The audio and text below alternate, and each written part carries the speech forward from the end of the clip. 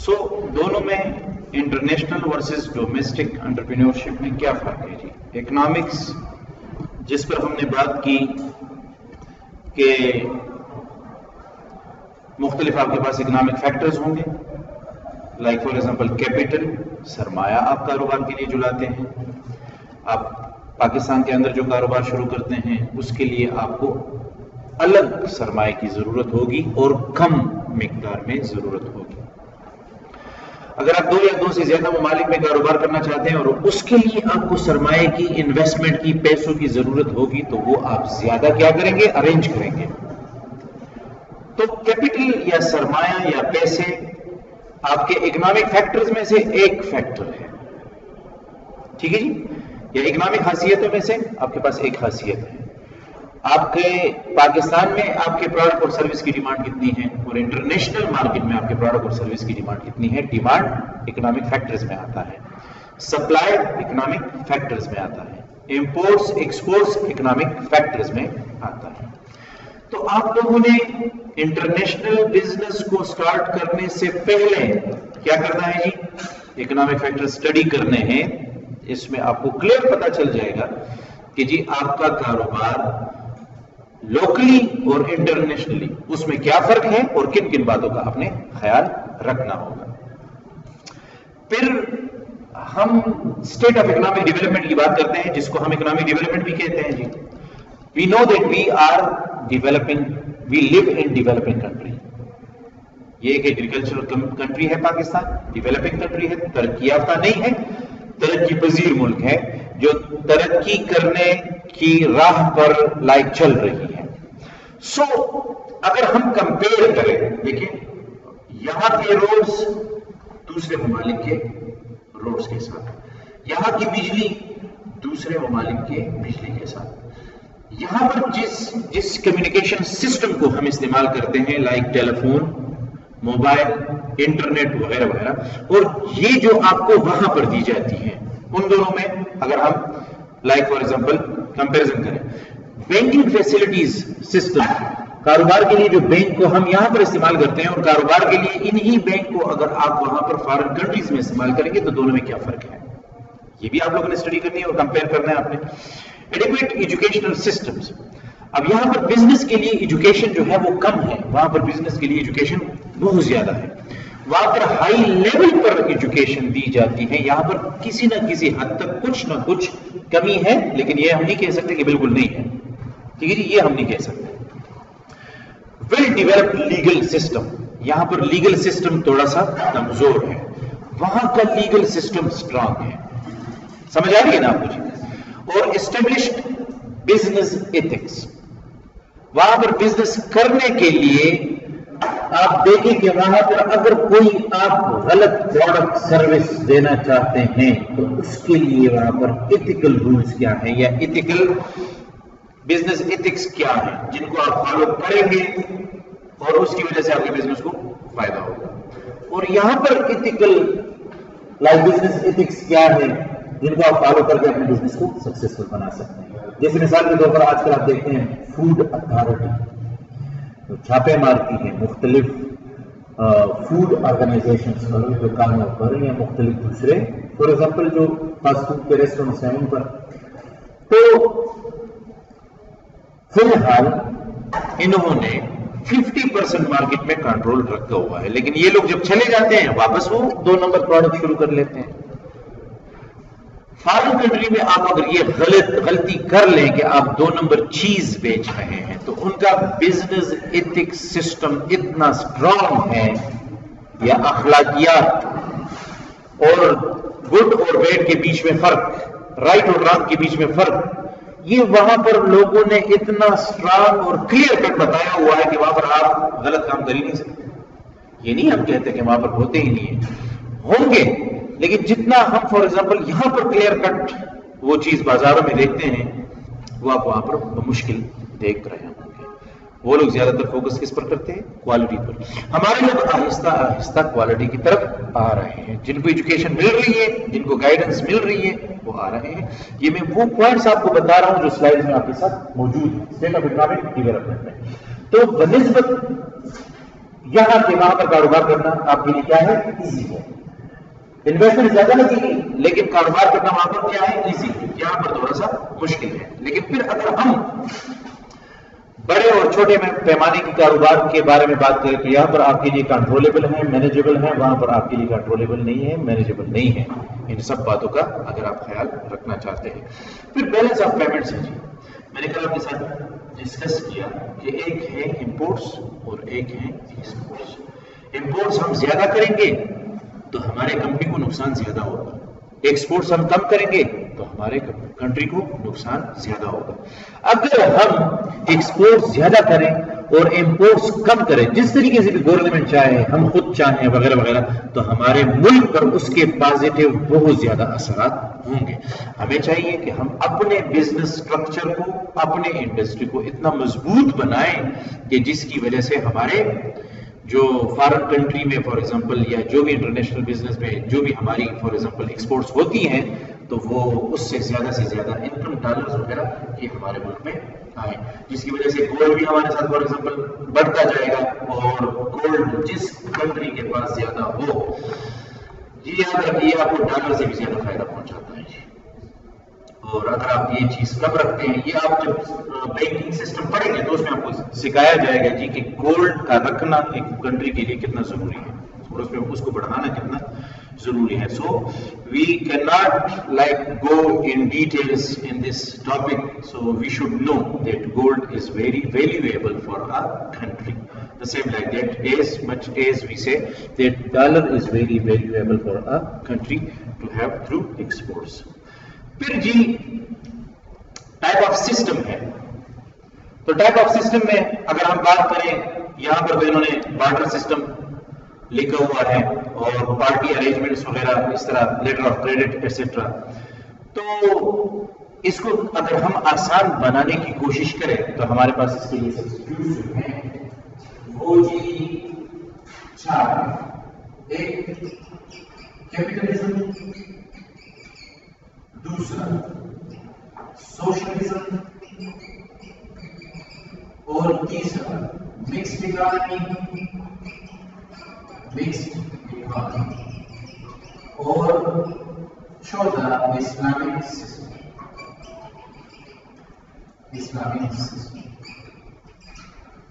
کیا مطلب کہ جی آپ کو تو معلوم ہے کہ پاکستان میں ان چاروں میں کون سے سسٹمز یا سسٹم استعمال ہوتا ہے. کون سا سسٹم استعمال ہوتا ہے؟ ایک مکسڈ اکانومی اور دوسرا اسلامک سسٹم.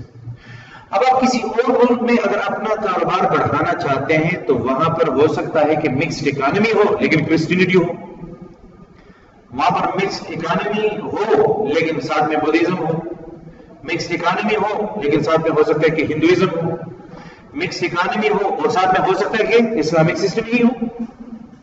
تو آپ کس کے ساتھ زیادہ کمفورٹیبل ہوں گے؟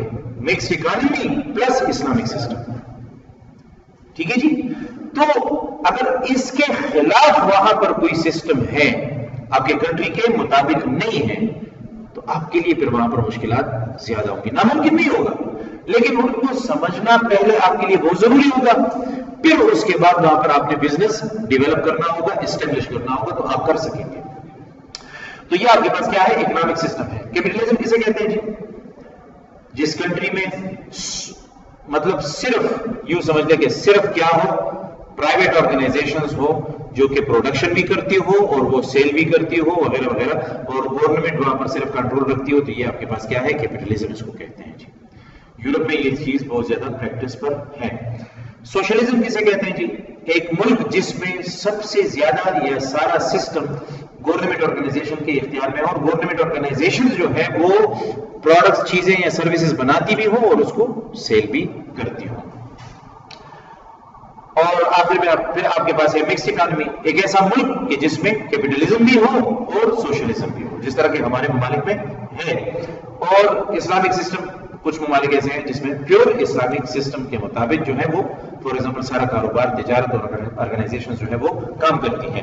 تو یہ آپ کے پاس کیا ہے ٹائپ آف سسٹم ہے یا فار ایگزامپل اکنامک سسٹم ہے. تو جس اکنامک سسٹم میں آپ کام کر رہے ہیں وہ اور جس ملک میں آپ کام کرنا چاہتے ہیں بزنس کرنا چاہتے ہیں اگر دونوں سسٹمز ایک جیسے ہیں تو پھر آپ کے لیے مشکلات زیادہ نہیں ہوں گے, لیکن دونوں میں اگر فرق ہے مشکلات زیادہ ہو سکتے ہیں. پھر آپ کے پاس ہے جی political legal environment. Political legal environment میں دو باتیں ہیں جی, میں نے پہلے بھی شاید آپ لوگوں کے ساتھ یہ ڈسکس کیا ہوا تھا. پولیٹیکل انوائرمنٹ میں آپ گورنمنٹ ایکشنز گورنمنٹ ڈیسیژنز کی بات کرتے ہیں. اب دیکھیں مختلف ممالک میں گورنمنٹ پالیسیز بناتی ہیں, وہ پالیسیز مختلف ڈپارٹمنٹس کے لیے ہوتی ہیں. جیسے مثال کے طور پر گورنمنٹ ہر نئے بجٹ میں اعلان کرتی ہے کہ جی گورنمنٹ جتنے بھی امپلائیز ہیں ان کے سیلریز میں 10%, 5%, 15%, 20% کیا اضافہ یا انکریمنٹ لائی جائے. اب وہ جتنی کہیں گورنمنٹ آرگنائزیشن میں اتنی انکریمنٹ آپ کو ملے گی. پرائیویٹ آرگنائزیشن تو ہم کہتے ہیں کہ ان سے مبرہ ہے, وہ تو اس سے زیادہ یا اس سے کم نارملی اس کے مطابق ہی دینے چاہیے ان کو, لیکن کبھی کبھار لوگ جو ہے وہ ادھر ادھر کر لیتے ہیں تو وہ کم دیتے ہیں اکثر. یہ گورنمنٹ ایکشنز کے مطابق آپ لوگوں نے اپنا پورا آرگنائزیشن کیا کرنا ہے ڈیولپ کرنا ہے. اب یہاں کے گورنمنٹ ایکشنز کے ساتھ تو آپ عادی ہیں. جب آپ ارادہ کر لیں کہ آپ کسی اور ملک میں بزنس کرنا چاہتے ہیں تو پھر آپ نے وہاں کے گورنمنٹ ایکشنز کو سختی کے ساتھ کیا کرنا ہے فالو کرنا ہے, ورنہ وہ آپ کے بزنس کے لیے رسک بن سکتا ہے اگر آپ اس کے ڈیسیجن کے مطابق کام نہ کریں. فار ایگزامپل اگر گورنمنٹ کہے کہ جی آج چھٹی ہے تو آپ نے چھٹی کرنی ہے, اسپیشلی ایجوکیشنل انسٹیٹیوٹس. اگر آپ جیسے مثال کے طور پر ہم جب افغانستان میں تھے تو وہاں پر یہ پولٹری کچھ کیا کہتے ہیں جی وہ بیماری سی وہ پھیل گئی تھی, تو اس بیماری کی وجہ سے تقریباً 23 دن اسکول یا ایجوکیشنل انسٹیٹیوٹس کو چھٹیاں دی گئی تھی. یہ کوئی 2012 2011 یہ بات میں آپ کو بتا رہا ہوں, یہ 2013 اس طرح کی دروازہ ذرا بند کریں. تو وہ 23 دن اگر کوئی یہ کہے کہ جی نہیں ہماری سیکیورٹی بہت اسٹرانگ ہے اور ہم فار ایگزامپل چھٹیاں نہیں کرتے, ہم نے سروسز دینی ہے, اس وقت یہ سروسز دینا اتنا ضروری نہیں ہے جتنا کہ آپ نے اس گورنمنٹ پالیسی کو فالو کرنا آپ کے لیے ضروری ہے. آپ کو سمجھ آ رہی ہے جی؟ آپ ڈاکٹر بھی ہیں تو آپ نے ایکسپٹ کرنا ہے. آپ یہ تو نہیں کہہ سکتے کہ میں ڈاکٹر ہوں جی میں بیمار نہیں ہو سکتا لہٰذا میں چھٹی نہیں دوں بچوں کو اسٹوڈنٹس کو وغیرہ وغیرہ. تو یہ پولیٹیکل یا گورنمنٹ ایکشنز ہیں جن کو آپ نے فالو کرنا ہے جی. پھر لیگل انوائرمنٹ ہے, تو لیگل انوائرمنٹ میں 3 لیگلٹیز کی گورنمنٹ لاز کی ہم بات کرتے ہیں. ایک جس کو ہم کہتے ہیں جی تھیوکریٹک لا, ایک کیا ہے ہمارے پاس تھیوکریٹک لا, تھیوکریٹک لا. دوسرا سیول لا, سیول لا, اور تیسرا بزنس لا.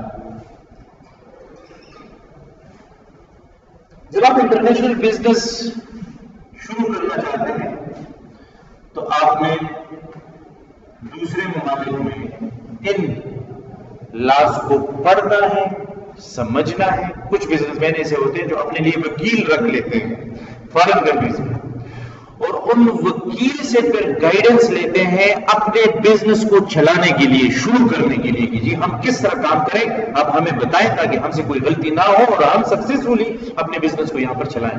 تھیوکریٹک لا کہتے ہیں ریلیجس لا. کس کو کہتے ہیں ریلیجس, مذہب کے مطابق آپ نے کام نہیں کرنا ہے. سیون لا کس کو کہتے ہیں جی سیویلین. آپ وہاں پر رہیں گے نا انٹرنیشنل بزنس کے لیے, آپ جائیں گے وہاں پر وزٹ کریں گے, ویزا پر رہیں گے, تو جو قوانین آپ کے لیے امپورٹنٹ ہیں as a civilian to follow that like rule etcetera یا رولز ریگولیشنز ایٹسٹرا, تو آپ نے وہ سیکھنا ہے اور وہاں پر اسی طرح اپنی زندگی گزارنی ہے. اور تیسرا بزنس لا, کیونکہ آپ بزنس کے لیے وہاں پر جاتے ہیں تو آپ نے بزنس یا جاب وغیرہ اسی لا کے مطابق کرنا ہے جو انہوں نے اپنے بزنس کے لیے رکھا ہوا ہے بنایا ہوا ہے وغیرہ وغیرہ. تو یہ پولیٹیکل اینڈ لیگل انوائرمنٹ وغیرہ کے حوالے سے کچھ باتیں ہیں. اس میں کچھ اور بھی مختلف باتیں لکھی ہوئی ہیں، وہ بھی آپ پھر دیکھ سکتے ہیں، لیکن میں نے آپ کو آسان بنانے کے لیے اسی کے مطابق آپ کو بتایا جائے۔ Then we have cultural environment. Slide میں نے آپ کو دی ہوئی ہیں کہ کلچر میں آپ جس ملک جا رہے ہیں کاروبار کے لیے، وہاں کا ریلیجن جس کا ہم نے ابھی ذکر کیا، وہاں کے ریلیجن میں آپ نے کلچر کو ڈھونڈنا ہے۔ ریلیجن سارا آپ کے لیے کیا ہے؟ کلچر ہے، یا کلچرل ایک فیکٹر ہے، ایک ٹائپ ہے کلچر کا۔ اکنامک فلاسفی، جس طرح ہم نے اکنامک سسٹم کے بارے میں بات کی۔ ایجوکیشن، وہاں پر کس ٹائپ کا ایجوکیشن ہے۔ کسٹمز اینڈ مینرز، رسم و رواج جس کو ہم کہتے ہیں جی، وہاں کے کیا رسم و رواج ہیں وہ کلچر میں آتے ہیں۔ کون سا لینگویج وہاں پر بولا جاتا ہے، اس میں کمیونیکیشن کی جاتی ہے، اس میں لیٹر رائٹنگ۔ فارمل لینگویج وہاں کی کیا ہے؟ ہمارے ہاں فارمل لینگویج کون سا ہے جی؟ اردو ہے جی۔ افغانستان کا فارمل لینگویج کون سا ہے جی؟ پشتو اینڈ دری، پرشین دونوں ہیں، پشتو اینڈ دری دونوں ہیں۔ اب وہاں پر آپ کاروبار کریں گے تو آپ نے 2 ڈاکومنٹس تیار کرنے ہوں گے گورنمنٹ کے لیے، ایک تو آپ نے پشتو میں لکھنا ہوگا، ایک آپ نے دری میں لکھنا ہوگا۔ یہ دونوں سے آپ نے ریکوائرمنٹس پوری کرنی ہے۔ سوشل سٹرکچر، وہ سوسائٹی بنی کیسی ہے جی؟ اب سوشل سٹرکچر کو آپ نے کس طرح سمجھنا ہے جی؟ یہاں پر ہم تقریباً ماسٹر تک ایجوکیشن میں پیرنٹس پر ڈیپینڈنٹ ہوتے ہیں۔ فارن کنٹریز میں آپ 18 کے ہو جاتے ہیں تو پھر آپ انڈیپینڈنٹ ہیں، پھر آپ جو کرنا چاہتے ہیں، اسٹڈی کرنا چاہتے ہیں کر لیں، جاب کرنا چاہتے ہیں کر لیں، جو کام آپ کرنا چاہتے ہیں آپ کر سکتے ہیں، آپ آزاد ہیں۔ وہاں پر سوشل سٹرکچر، سوسائٹی جس طرح وہاں پر بنی ہوئی ہے، جن باتوں کی وجہ سے وہاں پر بنی ہوئی ہے وہ الگ ہے، یہاں کا سسٹم الگ ہے۔ جب آپ وہاں پر کام کرنے جائیں گے تو وہاں پر اس سوشل سٹرکچر کے مطابق آپ نے اپنے بزنس کو بھی چلانا ہوگا کہ آپ کے بزنس کو نقصان بھی نہ ہو اور وہاں کی سوسائٹی کو بھی کوئی نقصان نہ ہو۔ تو یہ کلچر آپ نے سیکھنا ہے۔ ایک اور بات کلچر میں سب سے امپورٹنٹ بات ہے، یہ جو ہم نے دیکھی یہ بھی امپورٹنٹ ہے، لیکن سب سے امپورٹنٹ باتیں جو کلچر میں آپ نے سیکھنی ہے، آپ چاہے کوئی جاب کے لیے جاتے ہیں چاہے کوئی بزنس کے لیے جاتے ہیں، وہ 5 ہیں۔ کتنی ہیں؟ 5 ہیں۔ لینگویج، ویلیوز، بلیفز، سمبلز، اور ایک اور ہے جی چلے مجھے یاد آ جائے گا جی۔ یہ 5 باتیں آپ لوگوں نے کیا کرنی ہے؟ لینگویج، یہ کلچر میں سیکھنی ہے۔ اس سے کیا ہوگا جی؟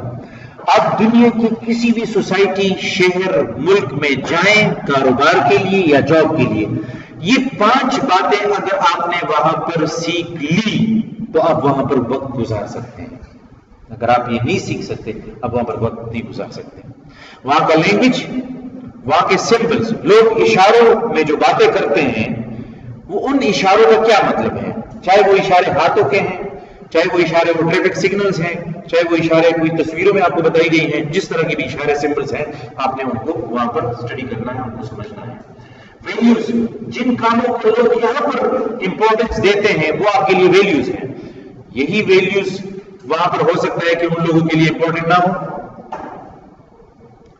دوسرے ممالک کے ویلیوز ہمارے ممالک کے ویلیو سے کیا ہو؟ ڈفرنٹ ہو سکتی ہیں۔ آپ کے گھر میں نماز، تلاوت، ذکر اذکار کو بہت امپورٹنس دی جاتی ہوگی، آپ کے لیے وہ ویلیوز ہیں، چاہے وہ ریلیجن ہو چاہے وہ کلچر ہو، جو بھی ہو۔ اب جن کاموں کو آپ اپنی لائف میں سوسائٹی میں زیادہ ترجیح دیتے ہیں کہ آپ یہ کام پہلے کریں پھر اس کے بعد دوسرے کام کریں، ان کو ہم ویلیوز کہتے ہیں۔ اسی طرح ہر ملک کے اپنے کیا ہوتے ہیں جی؟ ویلیوز ہوتے ہیں۔ سو یہاں پر آپ نے ویلیوز کو امپورٹنس دینی ہے جی۔ اور ہاں، نارمز، رولز، ریگولیشنز۔ 5واں کیا ہے جی؟ Rules, regulations. Language, beliefs, symbols, norms, values, یہ 5 آپ کے پاس کیا ہے؟ یہ خصوصیات ہیں اس کے کلچر کے۔ ان کو آپ نے سیکھ لیا، کسی آرگنائزیشن میں آپ جاب کرتے ہیں، اس آرگنائزیشن کے یہ 5 کلچر آپ سیکھ لیں، سوسائٹی میں آپ وقت گزارتے ہیں اور سوسائٹی میں آپ یہ 5 چیزیں، یہ باتیں آپ سیکھ لیں، آپ وہاں پر آسانی کے ساتھ زندگی کیا کر سکتے ہیں؟ گزار سکتے ہیں۔ ورنہ آپ کے لیے کاروبار اور زندگی دونوں مشکل ہو جائے گا اگر آپ یہ چیزیں ذہن میں نہیں رکھتے ہیں۔ ٹیکنالوجیکل انوائرمنٹ، اب دیکھیں ٹیکنالوجی کا استعمال ہم ہر کاروبار میں کرتے ہیں، لیکن جتنی تیزی کے ساتھ ٹیکنالوجی میں چینجز آتی ہیں آپ نے اپنے کاروبار کے اندر اس ٹیکنالوجی کو اسی تیزی کے ساتھ کیا کرنا ہوگا؟ چینج کرنا ہوگا، امپلیمنٹ کرنا ہوگا۔ ورنہ آپ کمپیٹیٹر سے مارکیٹ میں پیچھے رہ جائیں گے جی. تو یہ ٹیکنالوجیکل انوائرمنٹ ہے جو آپ نے. اور ہاں فارن کنٹریز میں, یو ایس میں, یو کے میں, کینیڈا میں اگر آپ غور کر لیں تو وہاں کا ٹیکنالوجیکل ڈیولپمنٹ وہ کافی اسٹرانگ ہے. آپ وہاں پر لیٹسٹ سے لیٹسٹ ٹیکنالوجی استعمال کر کے اپنے آرگنائزیشن اور بزنس کے کام کو, پروسیس کو, آپریشنز کو آسان بنا سکتے ہیں اور اس سے زیادہ آؤٹ پٹ اور پروڈکشن حاصل کر سکتے ہیں.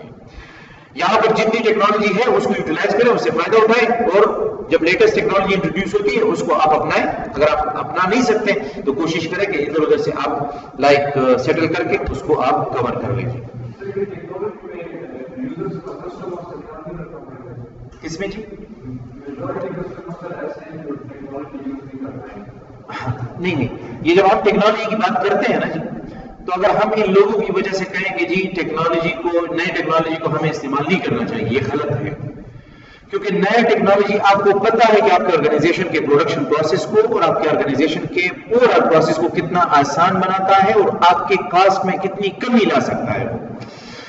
بات صرف یہ ہے کہ ہمارے لوگ اس کو سمجھ سکتے ہیں کہ نہیں. تو جب آپ ٹیکنالوجی اڈاپٹ کرنا چاہتے ہیں تو اس کے لیے آپ نے اپنے امپلائیز کو پہلے یا ٹیکنالوجی لانے کے بعد ٹریننگ دینی ہوتی ہے تاکہ وہ اس کو اڈاپٹ کر سکیں, اس کو یوز کر سکیں. تو اگر آپ ٹیکنالوجی لاتے ہیں اور آپ اپنے امپلائیز کو ٹریننگ نہیں دیتے تو آپ اس ٹیکنالوجی سے فائدہ تو نہیں اٹھا سکتے, آپ تو مسئلے کریٹ کرتے ہیں.